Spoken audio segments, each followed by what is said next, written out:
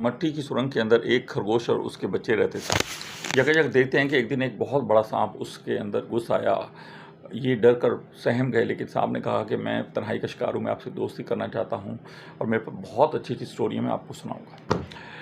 خرگوش اور اس کے بچوں نے تھوڑا سا اعتبار کیا اور اس کی باتوں میں آ گئے۔ جب وہ تھوڑے قریب ہوئے تو اس نے ان میں سے ایک کو ڈس لیا اور پھر غائب ہو گیا۔ دوسرے دن وہ دوبارہ آیا اور کہا کہ مجھ سے غلطی ہوگی، میرا اعتبار کیجئے، دوستی میں مجھے ایک موقع دیجئے۔ اور پھر خرگوش اور اس کے بچے اس کی باتوں میں آ گئے۔ تیسرے دن اس نے ایک اور کو ڈس لیا اور وہاں سے بھاگ گیا۔